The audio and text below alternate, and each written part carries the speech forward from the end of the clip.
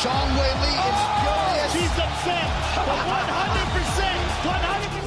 100%. Welcome in and good morning. Welcome to a brand new edition of Axe Kick Picks, episode 164, presented by Viva Tequila Seltzer. Cold one here on the East Coast. Happy Valentine's Day to everyone who celebrates. Today is February 14th, 2025.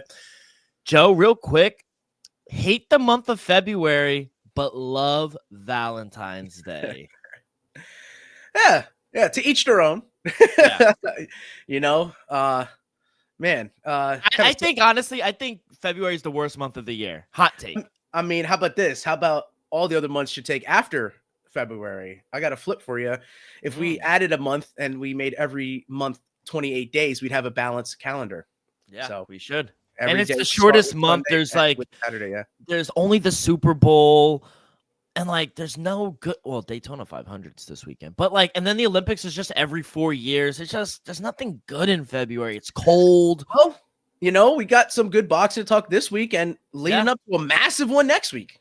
So boxing's going to be on full display in February. Boxing's been hot. Even Eddie Hearn has come out and he made the hot statement that boxing might be better than the UFC right now. Don't know about I don't think that. he has much room to speak after he went 0-10 against Queensberry. You know wow. what I mean? Yeah. Brother, I'm coming off the flu. Feeling a lot better. One way to get past the sickness is to wake up to watch some fights. So One Friday Fights 97 is currently on YouTube. Aries FC 29 will be on an hour after we end the show. And besides the boxing, as I mentioned, Oscar Duarte is a fight we won't be covering, but he's fighting under the Golden Boy Promotions tomorrow at 8 on DAZN. Just wanted to love mention. it. Yeah, waking up to some fights, and the flu has been going around, so everyone stay safe out there. Got an egg shortage as well. I don't know if you heard about that. It's getting crazy. It's getting crazy out here. Let's Anyway. And get some picks. Yeah, we got some picks. UFC is locked and loaded. Back at the Apex, Vegas 102. We got Jaden Cannonier versus RoboCop. That is going to be a banger of a fight. We got another boxing, like Joey said, it's on full display. Jack Catterall and Arnold Barbosa. Got predictions as there. Some news and notes in 10 seconds left. We're going to end with some boxing as well. Joey's going to take us away there. But, Joe, we will start with UFC 312 Down Under. And we still have every champion so far this year has retained. Dricus du Plessis, unanimous decision. I thought it was the easiest fight to score, 50-45. I mean, I know he's a slow starter, but he never really got going, Sean Strickland. It was kind of an easy fight for DDP. Shut down.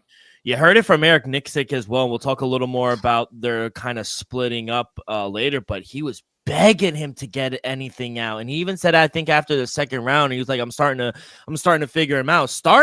This is your second time. And I'm sorry, Sean Strickland. I know you're a fan favorite, but like, you're probably never, as long as DDP's champ, you're never going to get a title shot again. Coach Eric was begging him to push like he did with Izzy for that title shot. I haven't seen that out of Sean Strickland since that fight. Do you think, because I think Dean Thomas made a comment that really stuck out to me. He's just a guy in the gym that might be about it, but when it comes to the fights, he's just not about it. I don't necessarily think that's true. I don't think you want to see Sean Strickland across the octagon. I think you're in a world of trouble. It's just, I think you got to give credit to DDP. It seems that even the guys in his division, and we all talk about Izzy and Rob Whittaker, they say he's the greatest shit fighter of all time. But I mean, there's something to it. He shuts down everyone's game plan. He's very intelligent in there.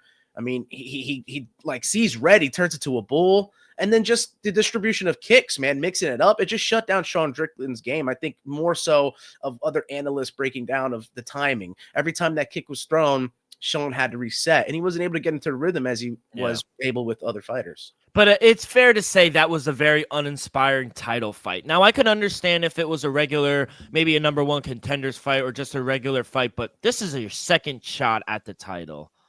That's very uninspiring fight. It was boring.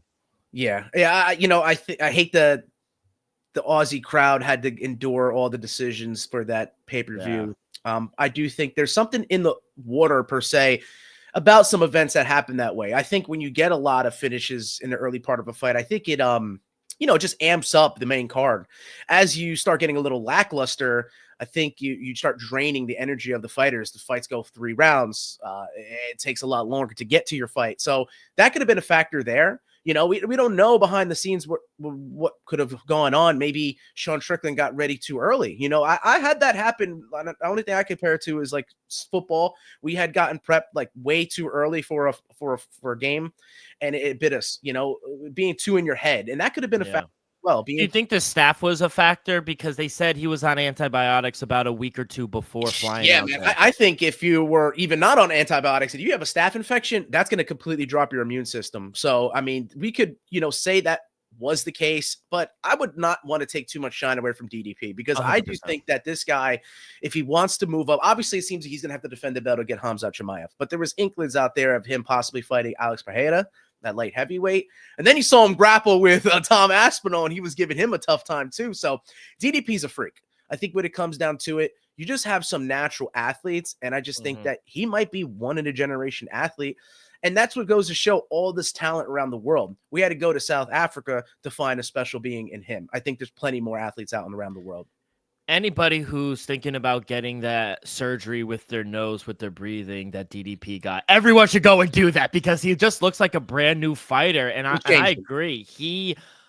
He's massive for the weight class. Like, he makes light heavyweights look small. Like, I think he would size up nice in the light heavyweight division.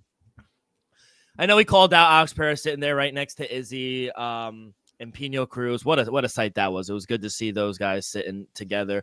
Yeah, but dropping zins together. Yeah, dropping zins. I don't know, man. I think, he has some business still, though, at middleweight. He needs to fight Khamzat Chimaev. That is the fight next. We'll see if it's on U.S. soil. But I don't know. Yeah, I don't want to really take some shine away from DDP. He is a really good champion, as much as he's unorthodox or awkward in there. Awkward. Thank you. That's the better word. He's got to be ranked up there as for awkward fighters, as we talked about last episode with the list that was made. Yeah, he's definitely most awkward fighter up there of all time. But he gets it done. He gets it done. And he just makes guys kind of wither away. Yeah, wither away and also like not follow their game plan.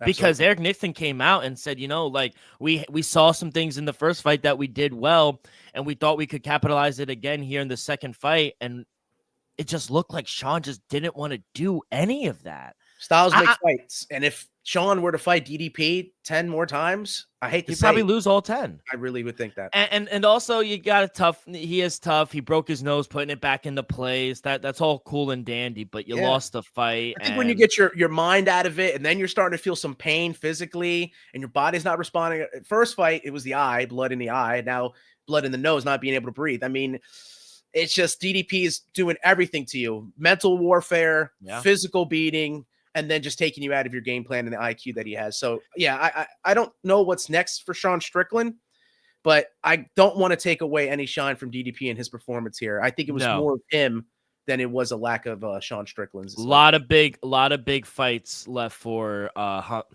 Chimaev. He is next, but for next. DDP, then maybe you see him go up to fight Alex Pereira.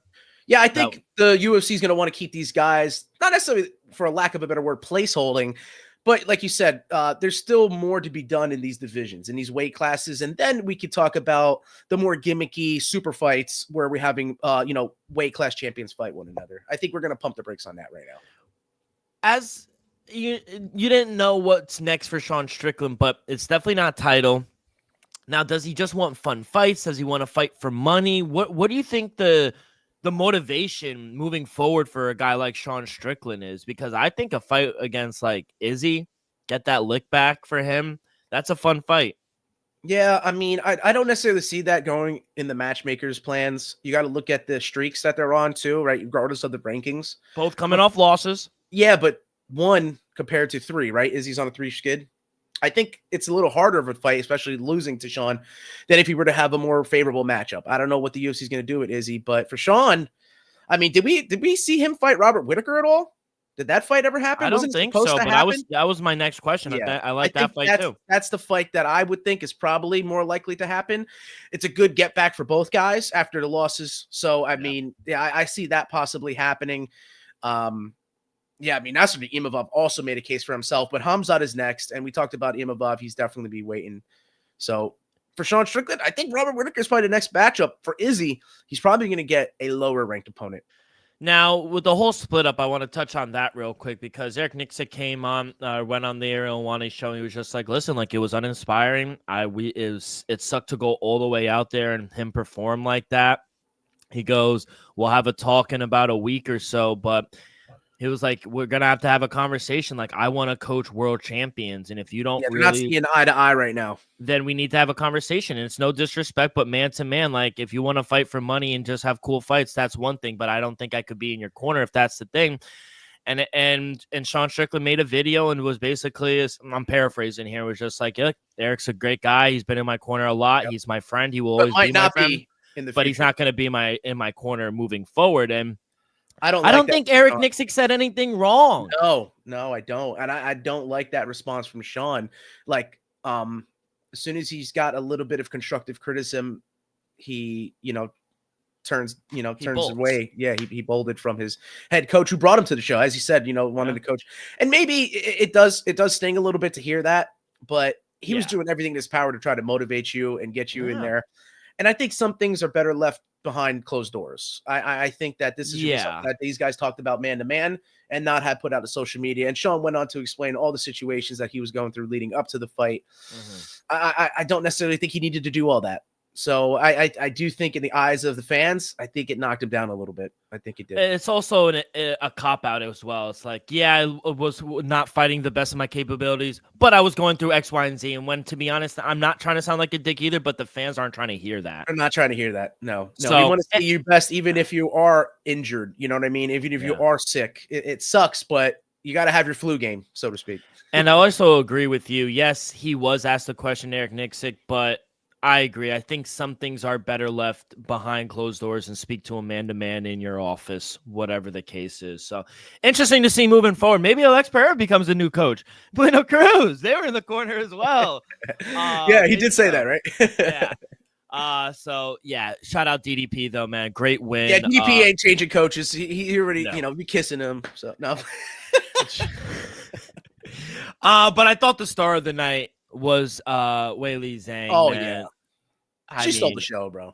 What after that first round, 49-46, I scored it. She didn't land, and then she landed the first ever takedown on Tatiana Suarez.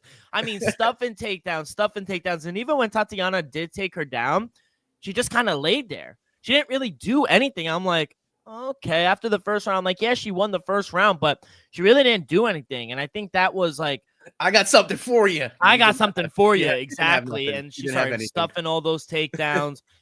She's pound for pound the best fighter in the world right now. I'm sorry. I'll be honest with men's and women, bro. I love Weili. She's such a fan favorite, bro. Getting the crowd riled up and just like her performances. Every time she goes out, it's just like blockbuster. It really is, man. I have nothing but praise for Weili Zhang. She out wrestled her. She outclassed her. She has more in the tank. Just everything she did, the striking was more beneficial towards her. Tatiana Suarez, I don't know what's wrong. We all, kind of a lot of the analysts were siding with Tatiana Suarez. It was like unanimous that we're fading Zhang. And I was so tempted to be like, hey, you know how I look at that and I said, let's go the opposite way. Same. But it was like everyone picking the Chiefs and all of a sudden the Eagles pick. It's like I was hoping the same was going to happen. So Tatiana Suarez had nothing for Weili Zhang. Weili Zhang dominated every aspect of that fight. So, I mean, going forward, what's left for her? I think that's what was the big thing and why people were picking Tatiana Suarez is because if she were to come out victorious, I think it would open up the weight class again. But Weili Zhang winning, I mean, she's now going to have to do her lap, right? There's only one fight in the strawweight division for her. There's only one fight, and it's Virna Jandiroba. And she has a fight. She has a fight against Yan Xiaonan, which is a number one contenders fight. It's a very interesting.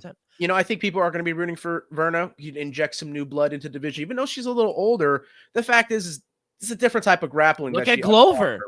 Yeah, the age doesn't really necessarily matter.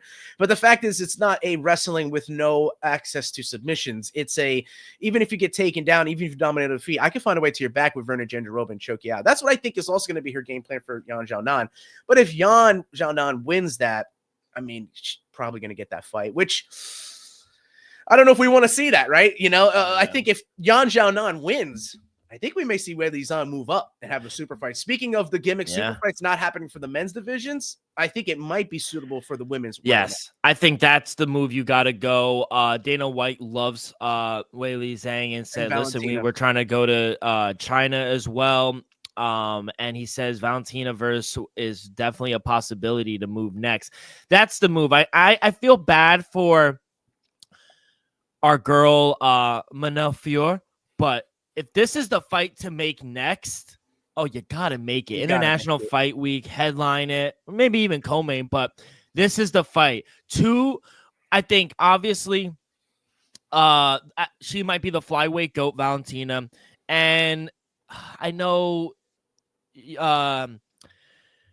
she was just not in her corner, but she fought her. Joanna Jędrzejczyk might be the strawweight GOAT, but Zhang Weili might have a title to that as well. So two of the GOATs in their divisions finally going at it. I mean, if Weili Zhang beats Valentina, I mean, not that she's going to be number one pound for pound, but I think she would kind of end the debate because Valentina arguably beat Amanda Nunes. She beat Joanna Jędrzejczyk in Muay Thai, and I'm not familiar if they actually fought in the UFC. Did Valentina fight Joanna in the UFC, or there's two different weight classes? She just fought Weili. I don't think they did, but in Muay Thai they competed, and Valentina did beat Joanna Jędrzejczyk, who was one of the best Muay Thai artists of all time. So Valentina has a win over there and there, arguably two over Amanda Nunes, who's we argue as the GOAT.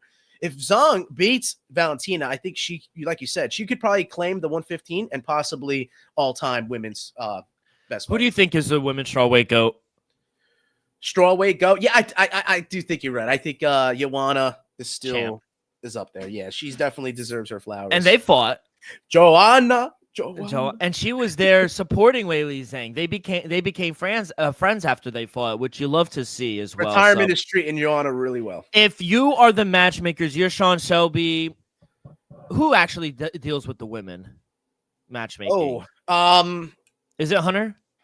You got me. I do think we met Sean Shelby in person. I do think he handles the lower weight classes, and I think it'll be the women as well. I think they give Hunter the heavier weight classes for the men. If you are Sean Shelby, what are you doing in the flyweight? Are you booking Manel Fior next for Valentina, or do you say we have this generational fight on our hands? Yeah, I think you got to let the fight play out between Yan Xiaonan and Verna. If Verna wins, I think it may allow Manel Fior to get the flyweight shot and Verna the strawweight shot. But if Yan Xiaonan wins, Valentina's just going to be sitting there.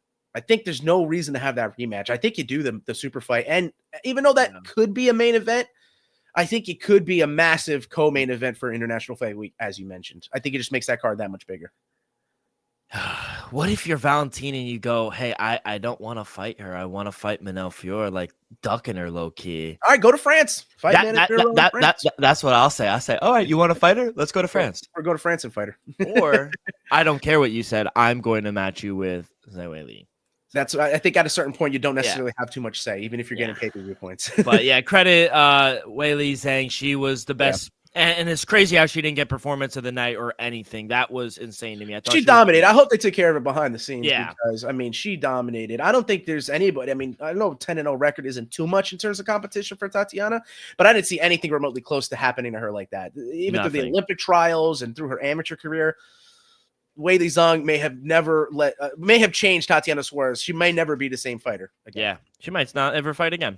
Who knows? You should have, man. You should have put that house on to Towson Teixeira, man. 35 seconds, Justin Tafa knocked Did out. you see the height discrepancy? Shit was like comical. Huge. Yeah. We also got kind of a draw. It was a draw. Yeah. Jimmy Crute can't catch a break, bro. Did he lay down the gloves again? I don't think he did, actually. No. I think he should have, unfortunately. We're not in the business of retiring fighters, but after we talked about the declareless defensiveness of Rodolfo Bellato, you can't get past all that, and you look bad in certain situations and didn't come out with even a split. Man, I don't know what else is out there for you. It's just going to be harder fights. So I don't think it's going to be good. Great fight to open the card, though, with Jake Matthews. He dominated the Argentine Francisco Prado. Unanimous decision over 15 minutes. That was a big win for the Australian. Our boy Jack Jenkins, tough fight. Thought he had some moments there, but Gabriel Santos, he did wind up taking the back and eventually. He's got skills. He's got tools in every department, Gabriel Santos. we can't deny this dude anymore. You know, I thought Jack Jenkins being a dog, I thought it was ridiculous, but you could see the disparity of skills. Like I said, Gabriel Santos was way far above than Jack Jenkins in that one. Good win for another Australian, Tom Nolan. He gets a unanimous decision over Slavakos. Tough fight, though. Tough fight. Tough fight, yeah, both. And it's always a tough fight with Slavakos. Your girl, Bruna Brazil, put up a tough fight for Kong Young. Yeah, but she lost. Yeah. It was a good fight, but Toporia's brother, he won. A lot of people were hating on him. They said, Rong Zhu and Cody Steele, got to give them a shout out too, though. Like that was the fight of the night. Yeah, 100%. Yeah, shout out them. They got fight of the night. Cody Steele, the American, did lose, but it was a hell of a fight. And yeah, that's about it. Overall, how did you do? I went 0-2 and I went 1-3. I only got the main event right. Yeah, I didn't do all too well. You know, I want to rank the card. I got to say it was like a 3, man. I hate to do that to it, but it was. Yeah. And 3 of those points might be coming from 2 of those points might be coming from Weili Zhang and 1 from literally the fight of the night. But brother, I went 5-10 total. 1-5 in my straight bets. 0-2 in my props. 2-0 in my totals. Totals are looking good so far this year. Leans went 2-1, and I missed on the parlay. And 10 seconds left, so all counted 5-10 last week. Got some work to do here, kid, yes. But we did hit on a big guy, Derek Chisora. He gets the big win. Nice underdog hit there for me. Kind of saved my weekend from not being a total disaster. Otto Wallen is just washed. I don't understand that line at all. We glad we robbed the bank on that one. Yeah, it was like stealing candy from a baby. In that one. Yeah, so big win there in the Co-op Arena in Manchester, kid. All right, before we get to the fights, a quick word from our sponsor. We are brought to you each and every episode by Viva Tequila Seltzer, the most refreshing hard seltzer on the market, hands down. There's no wonder why Viva Tequila was voted #1 hard seltzer in the world by San Francisco World Spirit Competition. With only 88 calories, 0 carbs, 0 sugar, and a light 4.5 ABV, Viva is the perfect drink for your post-game celebration, as it was created with that active lifestyle in mind. We flavor tequila seltzer because flavor is the spice of life, and we like our drinks with just a kick, just like how we like our lives. Whether it's Huckleberry playing a round of golf with the boys or coconut watching UFC Vegas 102, it doesn't matter. Our favorites pair perfectly with that Artisanal Blanco tequila for that subtle and refreshing drink. I believe here at Axe Kick Picks and at Viva is to live long, live well, and live it up. All right, kid, let's get to it. Back at the Apex, beautiful Apex, renovated as well. No better place. Better place in the world. 4 p.m. start time. You gotta love it. I love those 4 p.m. start time. Main card starts at 7 here on the East Coast. Headline in a middleweight bout between number 7 Jared Cannonier, who, like I said, he's 40 fucking years old. I had no idea. Man is a monster against RoboCop. Yeah, exactly. And big step up in competition for Gregory Rodriguez. He's the big favorite, -225. But, kid, what do you got here? Let's start us off. Absolutely. In the women's bantamweight division is where we'll go. Man, Julia Avila is +530 on the books, taking on Jacqueline Cavalcante at -420. I don't have an official play here, but D-Rock, I did hear from a little bird that you might have something to start us up with. Yes, Julia Avila +3.5. You could do the spreads now over on DraftKings. No free shoutouts, but +3.5. All she needs to do is win 1 round, and that's at +160. Look, it's hard to sit here and back up a fighter who's currently sitting at +500 on the money line, but her long layoff certainly doesn't inspire a lot of confidence either. However, if we do look into the spread, +3.5, Jacqueline, she's not a fighter who obviously outpaces her opponents. In fact, if you tally up the totals of the last 2 scorecards she posted, she won the first one by a single point, and she actually had less than 2 points on the other, despite winning a split decision. So, Julia, she brings a level of wrestling that, I think you and I are a little biased towards. We like our wrestlers, and she's ever dealt with before, so she should be able to steal a single round, and I think she just needs to do that, and we could cash here. +160. Give me Julia Avila +3.5. I like it. Like I said, calculated, and she's the one defending her ranking, not the other way around. Yeah. She's the ranked fighter at a massive dog price. Gotta love the incentives to go and get that 3.5. So let's move into the heavyweight division. Walter Walker. Yo, I got to say something here because he's taking on Dontel Mays, right? Yeah. But, man, I saw on one particular book, right? So I always tend to give the best odds I see for both fighters, right? Yeah. One book had Walter Walker at +200. Across the board, most sports book have Dontel Mays as a dog at +215.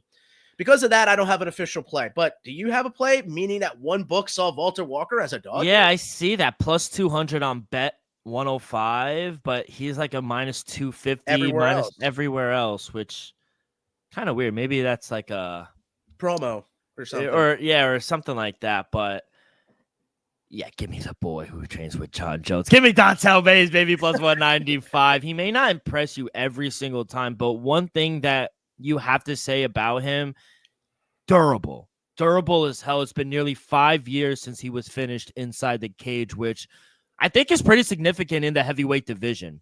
Walter Walker, on the other hand, has two things working against him. The first one, cardio. Awful. He showed multiple times that if he doesn't finish the fight early, he starts to fall off. He's not faced someone who hits quite as hard as Dontel Mays. So both of those things spell an upset for Gimme. Give me the dog, baby. Plus 220 I see out there. Shop around. I got a bad number. I got plus 195. That's not too bad. But there's 220s out there. Shop around. Give me Dontel Mays, baby. I like it. Yeah, dude. I think the most volatile division, too. I mean, all it takes is one shot. You know what I mean? So it's worth it, I think, taking the dog at sometimes in the heavyweight and sometimes the dog in the women's, as you did to the first two fights. So kudos to you, my friend. Let's go into the bantamweight division. I'm seeing Vince Morales here at a dog price at plus 140. He's taking on newcomer Elijah Smith at minus 150. And, I think we see Vince Morales in a couple of wars in the past. You just know that he's game. Elijah Smith could come out to be a very explosive athlete. I didn't originally have a touch into this, but I'm going to lean Vince Morales based off the experience there. For all we know, though, Elijah Smith could come out, like I said, explosive, as young athletes tend to do, and maybe, starch it, maybe surprise a lot of us. But I like to tend to go with experience in these types of fights, especially at the early parts. I don't know if Elijah Smith is making his UFC debut coming from the Dana White Contender Series. And if he is, a lot of these guys do, have to find their footing. And so it's more likely that even at a favorite price, he may lose. So I'm going to take a dog as a lean, Vince Morales as my first play. Let's go to the welterweight division next. Last minute replacement here for Gabriel Bonfim, who stays a favorite at minus 205, but he's taking on a serious opponent and Chaos Williams, man. Plus 185 is dog price. I'm going to hand it off to you. I want to hear your play first.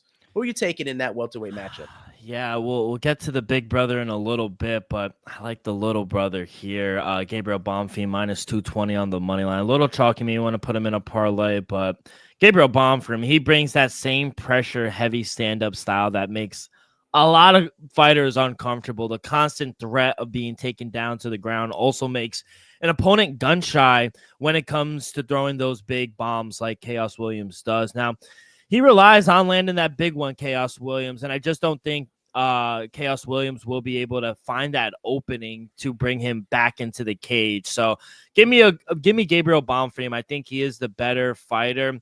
I see minus 210s out there. Damn, I've been getting bad numbers. Minus 210, minus 207. Shop around, but it depends on when you get it during the week, bro. Yeah, and I try to get it early, so because I think I'm trying to beat the number, be smarter than the swing one way or the other. Yeah, but I wind up not being. So yeah, give me Gabriel Bonfim. Hey, I like the pick, man. Last minute replacements. It depends on the style, but I do think Chaos Williams is live in this one. I just wasn't willing to take him, because like you said, he may be hunting for that knockout, and that may come to bite him. But you look at both these guys, as you said, it's a clash of styles. You got Gabriel Bonfim, who's going to hunt for that submission, and more likely it's going to happen in the first round, as Chaos Williams knockouts do happen in the first round. But I think that if both these guys are going to be playing their game, I don't necessarily see a finish in the first round. So since I didn't pick a side, I took the over 1.5 rounds at minus 120. I don't think that this fight's going to end early like that. I don't think it's going to be a knockout or submission either way. Mind you, Chaos Williams has never been submitted in his career. He can make it to the judges' scorecard. That's why I think he's live, because if it does go to the judges' scorecards and he hasn't been taken down too much, he may win on significant strikes. So that's why I think he's live here as a minutes replacement and as a dog, but I wasn't willing to side with either guy. So give me the over 1.5 rounds, minus 120. Very fair price. Very likely to go to the judges, but a light minute finish wouldn't mind as well. I wouldn't mind that. So let's go to the flyweight division. Estevam is minus 365. He's taking on Jesus Aguilar at plus 380. I actually love this fight. I think this is going to be one of the more exciting fights on the card. I think some of these early prelim fights can steal the show, as we saw last week with Rong Zhu and Cody Steele. So yeah, two grappling heavy guys. I think the thing is Estevam, he gets on top and he just rains down hell. He has some submissions in his back pocket. The thing about Jesus Aguilar, the fact that he's so sneaky with his submissions is a fear of mine, though, because he jumps Gilly a lot. And sometimes that doesn't work out with a guy who's also educated with grappling and has a lot of ground and pound finishes. So if Jesus Aguilar jumps Gilly early, I don't think it's going to catch Estevam, even if they're dry. I don't think Estevam's going to be able to get him out of there early, but I think in the second or third round, if Jesus Aguilar goes back to the guillotine, I think that's where it's going to play a factor. I think that's where he'll slip up. Rafael Estevam will start passing the guard, mind his way to mount, and find a way to a finish. And I think with all the ground and pound finishes he has in his career, Jesus Aguilar not likely to get submitted, but leaving himself susceptible after that guillotine jump. Man, Estevam KO TKO in rounds 2 or 3 is at plus 850. Tremendous value on a guy at minus 365. So you're going to take one of the heavier favorites on the card and take a specific prop at the KO TKO rounds 2 or 3 for Rafael Estevam plus 850. Let's cash. And we move along to the lightweight division. He's back. Jared Flash Gordon is minus 300. He's taking on Mashrojan Ruziboev. His brother fought, what's his name before? I'm talking about Joaquin Buckley. He fought Buckley, Ruziboev. So he's a plus 310 dog. I think a lot of people online are making fun of his body type, but if you look back at some of his competitive fights and his boxing matchups, Duke can chuck some leather. I think people are sleeping on him at a plus 310. Jared Gordon tends to go to decision a lot.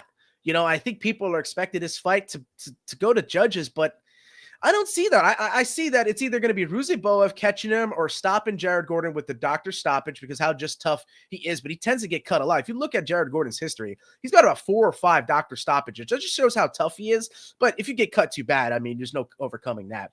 So I think that's for Ruziboev's chance to win. And for Jared Gordon, he's a very well-balanced fighter. I don't think people see that his finishing ability is there because of all the decisions he has, but he does possess it. So I see a finish in this one. Under 2.5 rounds at minus 115. Very fair. I don't think a lot of people are seeing that, expecting it, but I'm going to take a chance and seeing this fight gets finished. So let's move along there. In the women's strawweight division, of course, Angela Overkill Hill is taking on Caitlin Souza in this fight. It is at a pick'em. I'm going to officially lean Overkill. Don't have an official play. I like Angela Hill just based off volume. Caitlin Souza is going to have to find a way to get this to the mat and submit her. I think that's her path to victory because if she does nothing on top, I don't know. I think it's going to wind up standing at one time. Angela Hill is going to just piece her up. I feel like the volume is going to be way too much. I got to keep going with the volume. So give me Angela Overkill Hill out of pick'em as an official lean. Yeah, minus 102, Angela Hill is going to be the play for me. Keep this short and sweet, more volume, more pace. She's fought the better competition as well, and she might not have the power in this matchup with Caitlin, but I think she might even land a takedown here and there, Angela Hill. I just think the volume and she's going to outpace her as well. First submission last time out in her career. Exactly. Minus 102. Give me Angela Hill on the money line. I love it. Yeah, quick, short, and sweet for us in that strawweight fight. So let's go on to the men's featherweight division. Jose Delgado, very exciting fighter, minus 210, taking on Connor Matthews at plus 350. The controller, some very bad losses, I think, in his last 2 outings. I don't know necessarily if this is a win or get cut type of situation for him, but it doesn't bode well against an absolute bona fide finisher that Jose Delgado is. He's minus 210 to get that value out of him. Got to go Delgado inside the distance at plus 105. I think he gets the job done.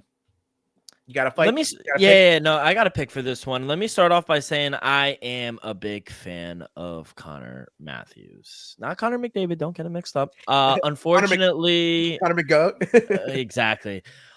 Unfortunately, I do think this is a terrible stylistic matchup for Connor Matthews. Delgado is very high level wrestler, and normally he uses it to force people not to really trade hands with him. Matthews was forced to do the same on the Contender Series with Francis Marshall. Shout out Jersey. And it really didn't end well for him. I think Delgado is 2 or 3 steps ahead of Marshall with that plan and should probably piece up Matthews pretty well. So, yeah, you said inside the distance. I'll take it one step further. Give me Jose Delgado via KO TKO at plus 200, man. I think he pieces him up here. Love it. Love it. Let's go to, I see this is the first fight of the main card. No, that one. Jose Delgado was opening up. Yeah. Interesting. Okay. Angela Hill gets a main event prelim, as she should. Let's go to the middleweight division. The black belt hunter, Rodolfo Vieira, is back. Minus 245, and he's taking on last-minute replacement, Andre Petroski, at plus 240. I think a lot of people are questionable about Andre Petroski. You know, that own knockout to the hip of Jacob Malkoun was very weird. I think a lot of people were concerned about Petroski. You know, coming in, part of the Daniel Gracie crew, all the undefeated Philly fighters. You know what I mean? He's kind of lost some of that momentum. But I think, you know, if he comes out victorious, it'll be a very big feather in his cap to beat Rodolfo Vieira. But not many people are able to do that to such a degree of black belt that Rodolfo Vieira was. I think you only had it was Fluffy Hernandez, Anthony fucking Hernandez. So who's on his way for a title shot? Don't sleep on him in the middleweight division. But Rodolfo Vieira is my pick. I'm taking him straight out because if he does dominate Andre Petroski on the ground, he, you know, finds his way to an arm triangle. Submission's more likely to happen. But Andre Petroski is also a black belt, so it could find a way to just escape from submissions and make it to the judges. Or Rodolfo Vieira runs up on top and ground and pound. So I don't know which way to lean, but I got to take the favorite in this one, especially facing a last-minute opponent. Not having a camp, I think Rodolfo Rivera would be ready. I think his cardio has improved. He's more in tune with the MMA scheme of things. So I'm going to take the favorite here, and he's going to be the first leg of my 3-leg Grappler's Delight parlay. Got to incorporate him there. So let's move on to the next fight. Here we go. Your brother that you wanted to talk about in the lightweight division, Ishmael Bonfim is minus 210, taking on Nazim Sadikov, the Black Wolf, at plus 185. D-Rock, let me hear your thoughts.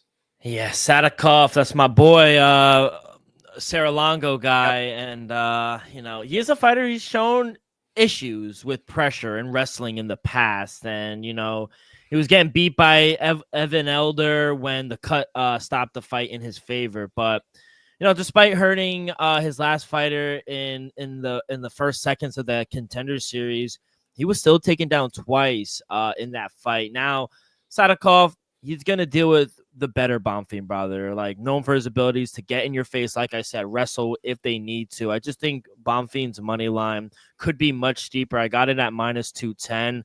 I thought it was going to be like the almost last 300. Fight, almost 300, almost like 240, 250. So minus 210, I think you just parlay the two Bonfim brothers, you get a nice little plus money price. But yeah, I like Bonfim here. I think you said about Bonfim was correct, but I think Sadikov deserves a little respect. He's a very talented stand-up artist, you know, and that's what I see. As you said about Ishmael Bonfim, he's going to push the pace. He's got a lot of knockouts under his belt. And I don't think people are really understanding that Nazim Sadikov has that finishing ability. So, I mean, if Bonfim finds himself irresponsible in certain positions, who knows? Sadikov could capitalize. I don't think that this fight's going to the mat. I don't think this fight's going to the judges. I see this fight ending in a KO, TKO, or even a disqualification, and that is at plus 175. Either way, didn't have to pick a side. So let's see a finish in the featured bout. And the almost featured bout. So here's the featured bout. Middleweight division. Is this featured bout here because it's like, yeah, only 3 fights left. Is it like the losers getting cut out of this one? Is that why they put it at a featured bout? Edmund Shabazian and Dylan Budka. I mean, come on. Whoever loses this fight, I think is getting cut and maybe should retire. Or both. Or both. Shabazian is minus 360. Budka is plus 320. Man, I don't see anyone in their right mind who'd be willing to take either guy, honestly. But, you know, I'm not in my right mind. So I just wouldn't be taking Edmund Shabazian at minus 360. It was like minus 150, maybe almost 200, maybe. But minus 360, man, there's just no way. No way. I'm going to take a chance on Dylan Budka. It's a horrible bet. Absolutely asinine bet to make here. But I don't see Edmund Shabazian having any answer when this floor hits the mat and this fight hits the mat. Dylan Budka actually has a little bit of wrestling and some submissions on the ground. So it's going to be a clash of styles. If Edmund Shabazian keeps this on the feet, he should be a little bit better there.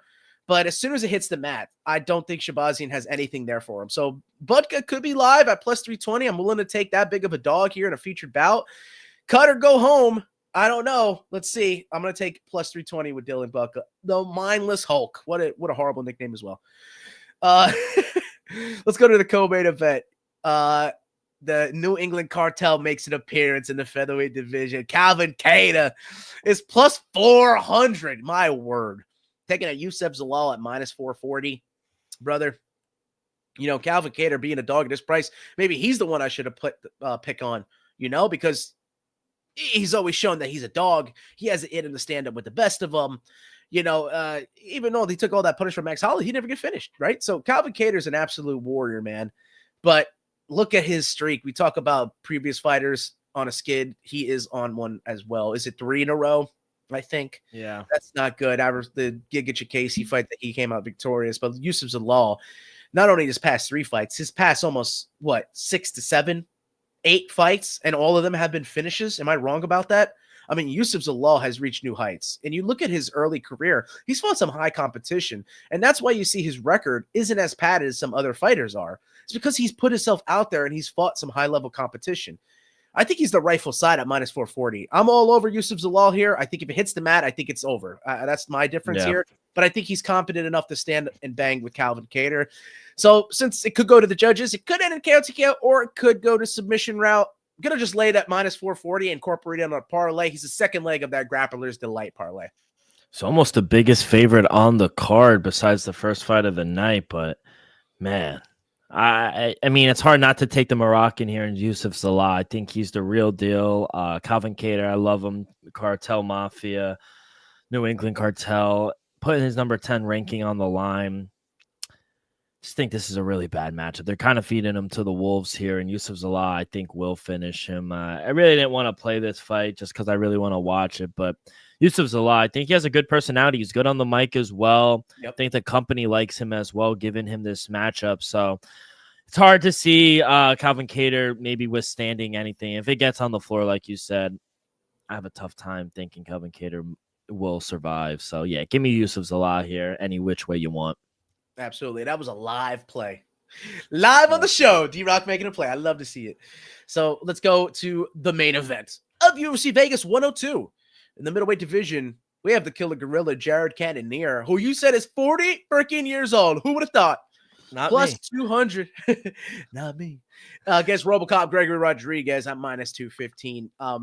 I just want to ask your opinions. Do you have anything on that fight at all? I know you didn't originally, but yeah, hard to get. Now, I do think RoboCop is a little too steep of a favorite. I was talking to you earlier.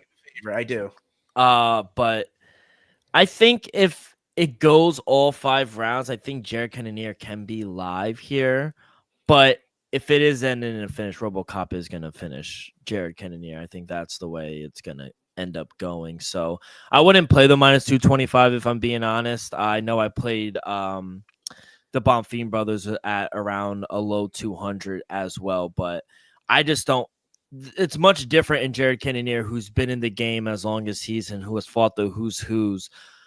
I think I would have more confidence in him, especially in the later rounds, if he could survive the first 2 rounds of RoboCop. But if RoboCop pieces him up and starts landing some big shots, I think it might be over for Jared Cannonier. So if you want to do a knockout, I think it's going to be RoboCop. If you want to take a shot on the dog, maybe decision for Jared Cannonier. Yeah. But I got nothing official. I just want to see a good fight. Yeah, and I wanted to hear your thoughts on it because that's the same way I feel. I do feel like you look at Gregory Rodriguez, the losses that he has in his career, he's either getting knocked out in the first round or he's going to the judges and losing. Jared Cannonier, I look back at his resume and look back at his fights, even though he possesses power, I don't see a lot of first-round knockouts from him. So for Gregory Rodriguez to win, I do think it's got to be fast and violent. He does have a grappling background. He's competed in all IBJJF, ADCC, just like Rodolfo Vieira, just like the grappling credentials of Youssef Zalal. So he's going to cap off the 3-leg Grappler's Delight parlay. That is RoboCop. And those 3 fighters, which I mentioned, Rodolfo Vieira, Youssef Zalal, and Gregory Rodriguez, all gives you a plus 153. Because I do think, he's going to have the power advantage, Gregory Rodriguez, but I do think he'll have the grappling advantage as well. But it's just if Jared Cannonier is going to show that experience and that skill and be able to avoid all that power and avoid it hitting the mat and then just piece him up on the feet and make to the judges' scorecards. But 5 rounds of having to endure Gregory Rodriguez, I don't know if I want to take that. So, yeah, I'm going to side with the favorite, even though I don't like he is as heavy as he is. Let's incorporate those 3 to a parlay. 3-leg Grappler's Delight parlay plus 153. I had to say it once again because I just love the name. Joe, good luck. Let's get back on track. Like I said, 4 p.m. Prelim start time on ESPN. Main card starts morning at 7. or afternoon cards are my favorite. Love starting Absolutely. the day off with some fights. All right, kid, let's go back over to Manchester across the pond Co-op Arena for the WBO junior welterweight title this Saturday in Manchester, England. Like I said, it is my boy Jack Catterall taking on Arnold Barboza Jr. Should be a really good fight, man. Jack Catterall minus 255 on the money line, plus 200 for Arnold Barboza. Barboza is the older fighter by 2 years, 33, and he has the bigger reach by 3 inches. He is the undefeated fighter. Jack Catterall does have that one loss, but he got it back. He did get it back. I will let you lead it off though. Any opinion or anything you like? Yeah, there? Arnold Barboza is a tough dude. You look at he's an undefeated guy. You look at a majority of his fights, though, they have gone to the judges. So you don't think that he's really going to have the powder advantage in here. But it definitely seems that he's going to be able to make it to the judges' scorecards. Jack Catterall is going to have to use his IQ and stay away from any threats that Arnold Barboza possesses and just play his game. I think this is more of Jack Catterall's fight to lose. I think he has fought higher competition. And so I think that there's levels in the boxing game. As you get more experienced, as you get more fine-tuned with your abilities, I think Jack Catterall knows who he is and he's figured out the game. And so I think there's more to come for Jack Catterall after this fight. So I think he gets past the tough Arnold Barboza Jr. A lot of people are tempted to take the dog at the plus 200 price, but I'm going to squeeze that minus 225 down with El Gato, Jack Catterall, winning via decision at minus 135. Arnold Barboza is tough. I think he'll go to the judges. Yeah, Barboza, he is a good fighter.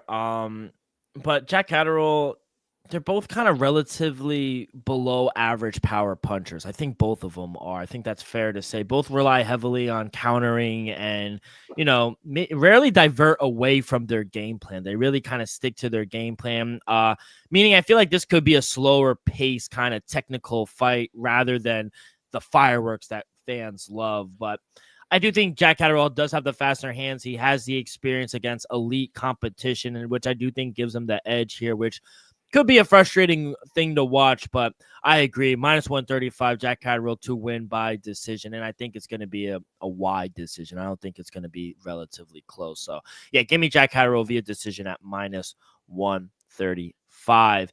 All right, kids, some news real quick before we get to 10 seconds left. UFC Seattle has taken a hit. Kaylin Vieira out versus Macy Chiasson. Edson Barboza is out versus Steve Garcia. That was my favorite fight on the card. Kid, it's been a tough one. UFC Seattle. I'm sorry for my tickets. Yeah, good thing. I'm sorry for my fans up in the Pacific Northwest. But what are we feeling? A little disappointed. I was thinking about it too. I was going to join you. I always wanted to go out to Seattle. Even though I hear from Los Pollos, it rains every fucking day over there. But it would have been nice to go check out and see some of the fights. But man, with the card completely collapsed, I think we talked about it. I think maybe they should scrap it and get some fighters on some other cards. And unfortunately for Seattle, you're gonna have to wait a little bit for a fight night, and that's all. I just think it's unfortunate, but you're just gonna have to swallow it. Yeah.